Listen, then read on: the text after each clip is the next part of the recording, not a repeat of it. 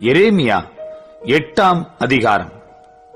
அக்காலத்திலே யூதாவினுடைய ராஜாக்களின் எலும்புகளையும் அவர்களுடைய பிரபுக்களின் எலும்புகளையும் ஆசாரியர்களின் எலும்புகளையும் தீர்க்கதரிசிகளின் எலும்புகளையும் எருசலேமுடைய குடிகளின் எலும்புகளையும் அவர்களுடைய பிரேத குழிகளிலிருந்து எடுத்து அவர்கள் நேசித்ததும் சேவித்ததும் பின்பற்றினதும் நாடினதும் பணிந்து கொண்டதுமாயிருந்த சூரியனுக்கும் சந்திரனுக்கும் வானத்தின் சர்வ சேனைக்கு முன்பாக அவைகளை பரப்பி வைப்பார்கள் என்று கர்த்தர் சொல்லுகிறார். அவைகள் வாரி அடக்கம் பண்ணப்படாமல் பூமியின் மேல் எருவாகும். இந்த துஷ்ட வம்சத்தில் மீதியாயிருந்து என்னால் எல்லா இடங்களிலும் துரத்திவிடப்பட்டு மீந்திருக்கிற யாவருக்கும் ஜீவனை பார்க்கிலும் மரணமே விருப்பமாயிருக்கும் என்று சேனைகளின் கர்த்தர் சொல்லுகிறார். நீ அவர்களை நோக்கி, விழுந்தவர்கள் எழுந்திருக்கிறதில்லையோ, வழிதப்பி போனவர்கள் திரும்புகிறதில்லையோ? ஆனாலும் எருசலேமியராகிய இந்த ஜனம் என்றைக்கும் வழிதப்பி போகிறதென்ன?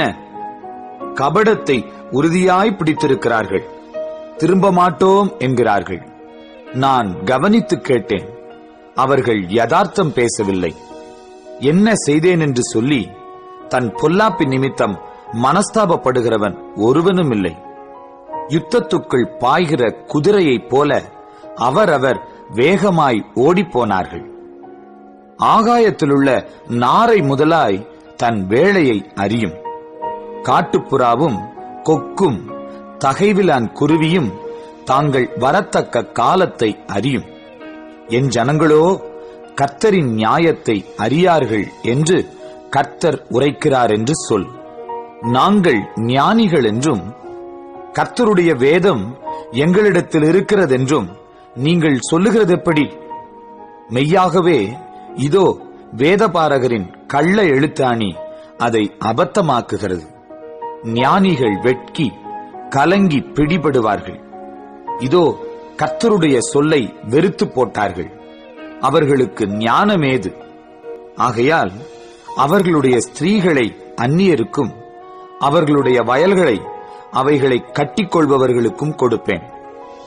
அவர்களிலே சிறியோர் தொடங்கி பெரியோர் மட்டும் ஒவ்வொருவரும் பொருளாசைக்காரராயிருக்கிறார்கள். தீர்க்கதரிசிகள் தொடங்கி ஆசாரியர்கள் மட்டும் ஒவ்வொருவரும் பொய்யராயிருந்து சமாதானம் இல்லாதிருந்தும் சமாதானம் சமாதானம் என்று சொல்லி என் ஜனமாகிய குமாரத்தியின் காயங்களை மேற்பூச்சாய் குணமாக்குகிறார்கள். தாங்கள் அருவருப்பானதை செய்ததின் நிமித்தம் வெட்கப்படுகிறார்களா?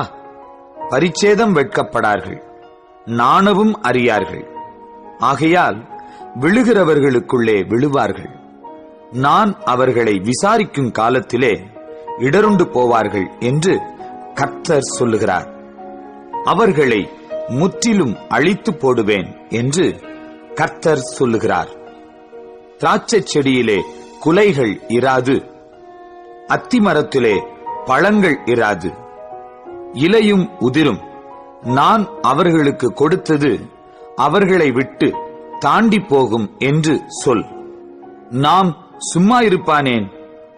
கூடி வாருங்கள், நாம் அரணான பட்டணங்களுக்குள் பிரவேசித்து அங்கே சங்காரமாவோம்.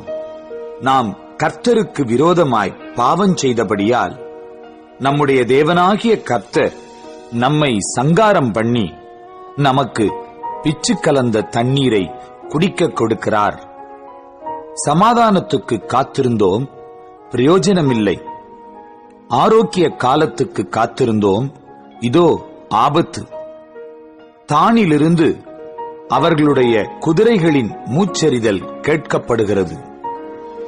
அவர்களுடைய பலத்த அஸ்வங்கள் கனைக்கிற சத்தத்தினால் தேசமெல்லாம் அதிர்கிறது.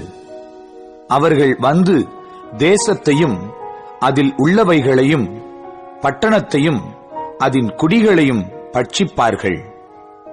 மெய்யாய் இதோ தடை கட்டப்படாத சர்ப்பங்களையும் கட்டு விரியன்களையும் உங்களுக்குள் அனுப்புகிறேன்.